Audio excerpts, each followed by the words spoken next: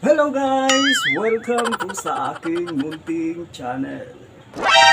Ngayon guys ay magre-review tayo ng isang external microphone na tinatawag na Boya MM1. So actually guys, 1 year ago na to siya guys na nabili ko sa Shopee. At itetest natin ito guys kung ano nga ba yung tunog ng Boya MM1. Actually guys, yung gamit kong phone ngayon ay Oppo A15s at saka wala po siyang external microphone. Yung default audio lang po yung gamit ko ngayon guys. At saka sinubukan kong itong Boya guys sa yung default camera apps natin sa phone natin. So hindi siya nagwo-work guys, parang hindi walang effect. So nag-download ako ng isang open camera app sa Play Store. Free lang po siya. Yun ang susubukan natin ngayon guys. So effective siya guys, pero papakita ko lang sa inyo kung ano yung tunog kapag gamit ito sa open camera apps. So ito na guys, open camera apps na po yung ginagamit natin ngayon. At hindi pa natin ikinabit yung Boya M1 po natin. Yung built-in microphone lang po yung ginagamit natin. Ano sa palagay nyo guys? Ano yung tunog niya guys?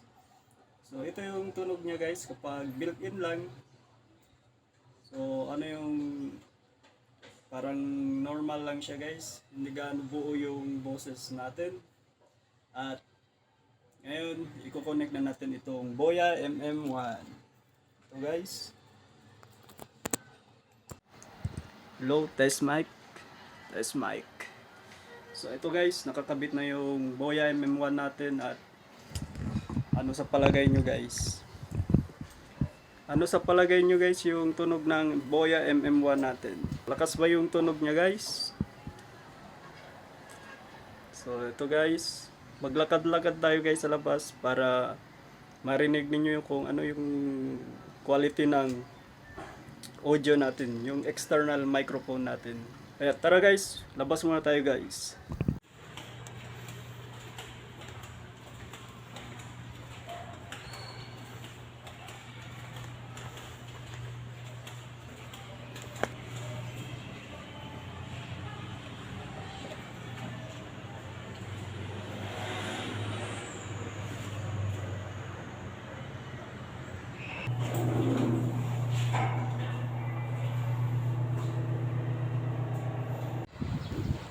So hello guys, nandito tayo guys sa labas. Ito yung gamit natin guys, yung open camera apps natin na built-in microphone pa lang ito guys. At hindi ko pa ikinabit itong Boya natin. Kung naririnig nyo guys, malakas talagang hangin dito sa labas. So ito yung boses ko guys, na walang Boya MM1. At i-connect na natin guys yung Boya natin guys, para malaman natin kung ano yung pagkakaiba.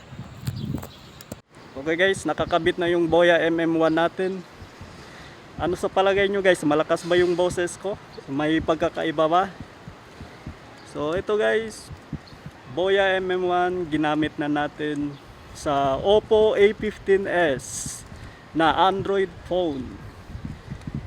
So yung Boya natin guys, may dead cat pala. Yung purpose pala ng dead cat guys, sabi ng mga ibang reviews ay pang minimize ito ng hangin, ng mga malalakas na hangin, at saka noise reduction. Ewan ko lang guys kung anong totoo doon. Malakas talagang hangin guys. Ito yung boses ko ngayon. Naririnig nyo ba ako ng malinaw? Buo ba yung boses ko ngayon? So mas maganda sana guys kung nandun tayo sa mga maraming tao, sa mga public guys, para marinig talaga ninyo kung nagdo-dominate ba yung boses ko kaysa sa mga paligid natin. At abangan nyo guys, magte-test din tayo ng iPhone 6 natin guys, na lumang iPhone 6 natin na gamit ang isang Boya MM1 natin guys. So abangan nyo yan guys. Magre-review tayo ng mga iba't ibang phones na gamit itong external microphone natin guys.